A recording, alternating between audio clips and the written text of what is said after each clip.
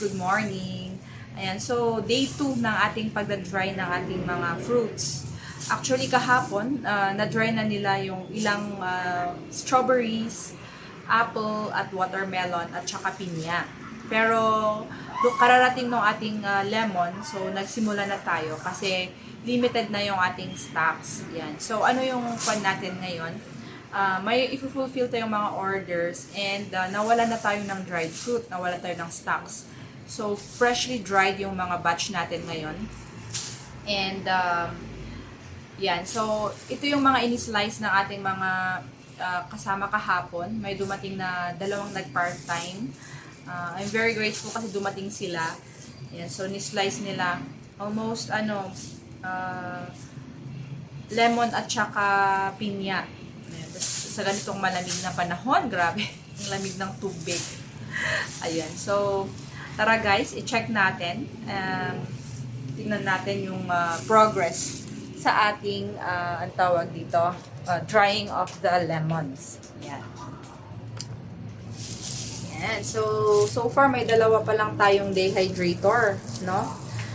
Actually, tatlo yung dehydrator natin, pero yung 10-layer nasa drying, nasa blending area. Yun kasi yung ginagamit natin for pag-sterilize ng mga tea bags, mga herbs, ganon. Or pag-condition sa mga, yung mga, kapag conditioning kasi, kapag may mga part na malambot pa na fruits, na mga na-dry dati, kailangan siya talagang i-condition, i-re-dry, ganon. Para hindi siya, mag-molds. Yun. Handa nga agbuot. Okay? So, kalaban ti drying. Yun yung ating kalaban. Yung molds, mga ganun. Yung exposure. Ayun. So, pag drying, hindi ibig sabihin na na-dry and okay na siya. Hindi po. Kapag na-dry, fully store nyo siya sa airtight container or vacuum seal, lagyan ng mga oxygen absorber. Yung mga, yung mga packet para ma-preserve sila. Yun, ganun po. Medyo maarte po yung ating dehydrating, ipag-dehydrate ng mga food. Akala natin pag na-dry okay na. Hindi po. Yun. Kasi kapag di mo rin siya in-store properly, ayun, mag-mold siya, hindi lilengthen yung kanyang life.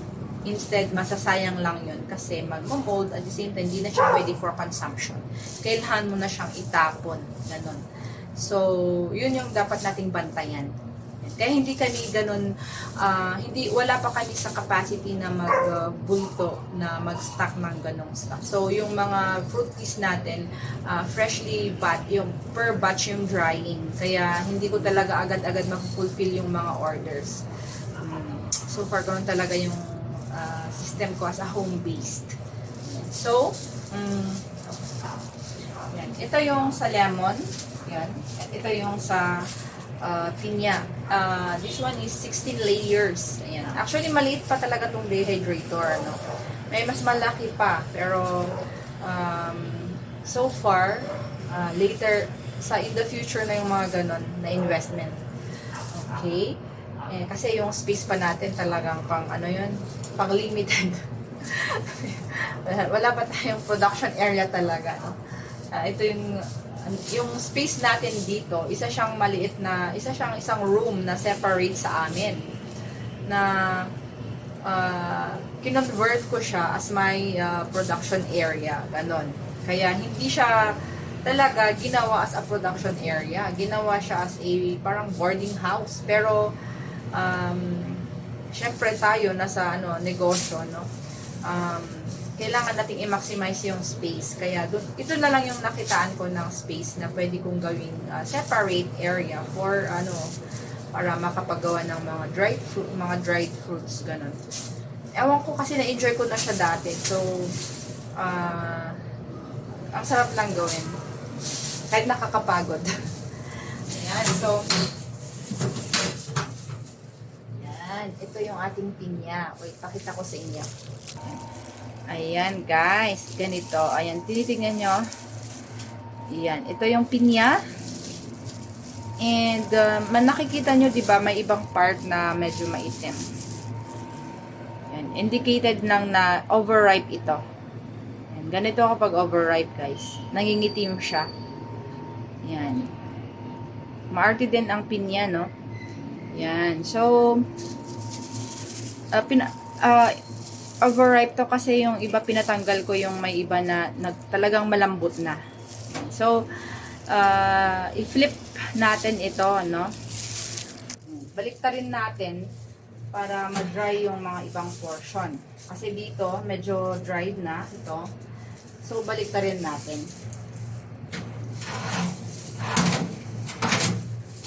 Ayan. Oops.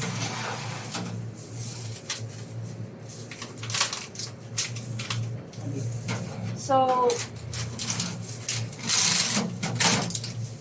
piliin din natin yung mga fruits na okay pa yung quality, hindi ganun kasi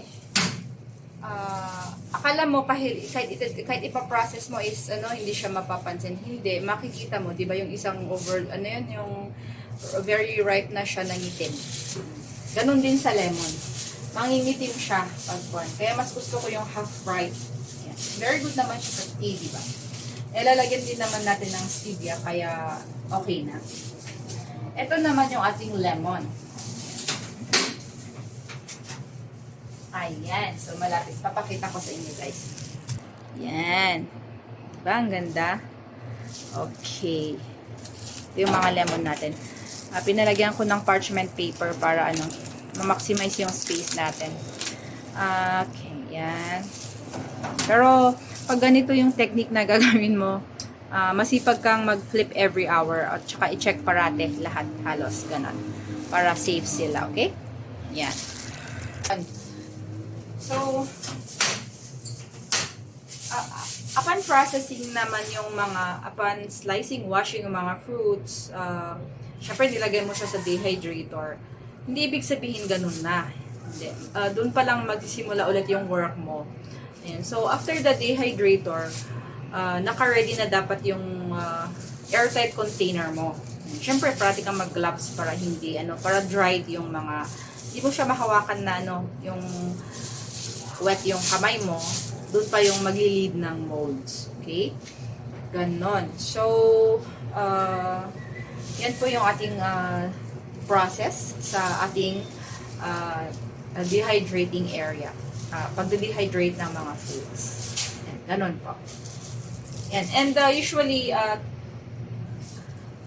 dati, inoorasan ko, pero hindi na. I-check mo siya pag dried siya. Minsan mas matagal, minsan hindi rin. Yan. So, it will take you like 1 to 2 days. Yan, lalo sa lemon. Okay? That's it, guys. Yan. So, hopefully, meron kayong nakuhang a little bit info sa dehydrating. No? Hindi siya detailed. Pinakita ko lang. Anyway, guys, ayun. So, magbe-blend na ako kasi ganito yung get-up. So, chinek ko lang siya, guys. Pinakita ko na rin yung process. Kasi yung iba na ginagawa ko is, napaputol-putol. Pero at least ngayon, pag may chance lang na maipakita ko. So, kasi ngayon, magbe-blend na ako. So, hopefully, mapakita ko rin sa inyo. Diba? Tara! Ayan. So, papasok na ako dito sa aking blending area. O, diba? O, diba? Ang late ng space ko, pero may mga blending area. Ganon. Ayan. So, dito guys, wait lang. Ito guys, yung sinasabi ko na isa naming dehydrator. Yung maliit, 10 layer siya. Pero dito ko ini-sterilize or ini-reheat yung ating mga tea bags. Ito na yung final step, yung sterilizing the stevia tea bags. Yan. I-sterilize natin siya at 70 degrees Celsius para mapatay yung mga kung ano man dapat na mawala. Yung mga ganun lang. Pero hindi siya matagalan guys para hindi masira or maluto yung ating herbs. Yan. At inurasan ko siya. Oh, ayan, pwede na siya. Yan. Yan. So, okay. Yan. I-cool off muna natin. Tapos, i-ready pa rin natin yung ating airtight container for our tea bags. Ayan. So, Okay, ayan, medyo nag-work na ako kaya hindi ganun ka-organize yung aking mga pero naka-airtight lahat yung mga fruits natin. Ganito yung style niya dito sa blending area ko. Merong, ang dami kong airtight containers for the fruits. Yan, may mga empty. Yan, yung mga empty, maraming empty ngayon kasi nga hindi siya, yung lemon natin, konti na lang. Yung iba doon, yung mga discarded na lemon, yung mga sa kabila doon. I think ito lang yung pwede. Pipiliin ko pa siya. May mga part kasi na hindi na siya, yung mga ganun guys naman, iniisip ko na piliin siya for powdering naman. Hindi ko alam kung sino yung gumagamit ng mga ganun, pero hopefully makahanap tayo. Pero hindi ko pa, may mga pinowder na ako, pero for personal consumption. Hindi ko pa siya na-try for commercial use. Ganun. Kasi marami na rin akong naiipon na mga edges. Yan. Yung iba kasi ginagamit namin personally sa tea namin, ganon. Pero, dumadami sila guys. So, kailangan ko siyang, gawan ng paraan. Ano ba yung other ways para hindi sila para wag silang itapon. At yung naiisip ko nga, pag marami-rami na rin, doon ko siya i-powder. Kasi pag magpa-powder ka, dapat marami din. Kasi, pinowder mo siya. Nagpa-powder ako dati, konti-konti lang. Yung alam mo yung maraming slices, bigla siyang naging maliit. Kaya mas marami yung stock. So, i-clean pa natin yung ipa-powder, tanggalin natin yung mga buto-buto para hindi ganoon masyadong bitter. Ayan. Okay lang yung mga balat. Ganon guys. Yan. So, hindi ako masyadong makapagsalita na kapag nagbe-blend. So, kailangan ko ng focus. Yan. So, dito ko na namin ginagawa yung mga final products natin. So, andito na yung mga to. Nalagyan na siya ng mga ganyan. And then, lalagyan siya ng tea bag. Iko-cool down ko lang yung pinakita ko kanina sa inyo. Lalagyan natin siya ng tea bag. Parang ganito. Okay. Parang meron na. Medyo mainit pa. Ayan. So, ito yung mga tea bags natin. Ayan. Diba? And then, maglagay tayo sa ating Ayan. Ayan. Actually, kapag bultuhan na yung order, matrabaho din to. So, kailangan nakalagay na lahat para diretso na. Kasi, bubuksan ko yung lemon, maglalagay ako ng ibang fruits, yung mga ganun na. Kung ano yung blend na kailangan mong gawin. So, ayun lang pala, kapag hindi ko natatansya yung mga ibang fruits, okay lang sa lemon kasi talaga maramihan yung aming ginagawa. Pati sa pinya, ganun. Or strawberries. Yun yung bulk na dinadry namin kasi nga minsan wala sila, no? Lalo na yung strawberries, mura ngayon, biglang nagmahal, ganun. Pati yung pinya kasi galing pa sa baba, so kailangan kong mag-stock. Ayun, yung lemon kasi kailangan meron siya dahil biglaan yung order, alangan na nagdadry pa ako ng lemon. Talaga lang naubos kasi na-fulfill ko yung bulk order natin last time. So, meron mga natira. May magagawa pa yun. Siguro mga 300 plus sachets pa ito. Yan. Kasi feeling ko yung isang, na malatansya mo na din, no? Sa pag work mo, malatansya mo na rin yung magagawa niya. Ayun. So, yung nauubos sa akin is yung apple at saka watermelon. Yun yung mga dry ko talaga na daily. Na naubos, dry daily. Kasi madali rin naman siya ma-dry. Yung apple, mga 10 hours, okay na siya. Yun lang sa how do you call that? Meron daw akong delivery. Wait lang. Yung sa watermelon, madali rin naman siyang ma-dry. Kaya lang, kailangan mong i-check. Mag-add ka pa ng additional 5 hours, ganun. Madadry na siya. Yun.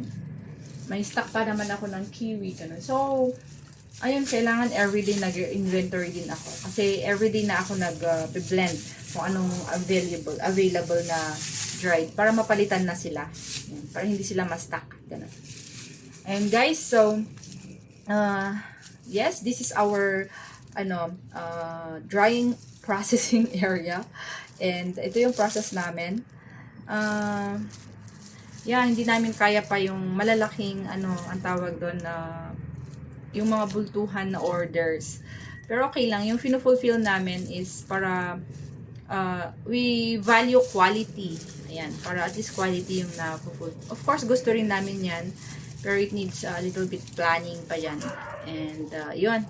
Anyway, ang mahalaga ngayon, i-fulfill natin yung order this week. Kasi alam ko, naghihintay na sila. Yan. So, malamig pa kasi, naging season na ng fruit teas. Yan. Masarap na ang tawag doon, pang-alternate sa caffeine, di ba? We love coffee, of course. Tapos, meron din tayo, ano yun? Gusto rin natin ng tsaa. Yan. Ako rin gusto. I really love green tea, ganon. Pero minsan, ewan ko, nag-crave tayo ng, sugar. So, yun, buti na, stevia naman yung gamit natin, at saka yung mga natural sugar ng fruits. Ayun. So, tapos may mga lemon naman, di ba? Anyway, guys, ayan na.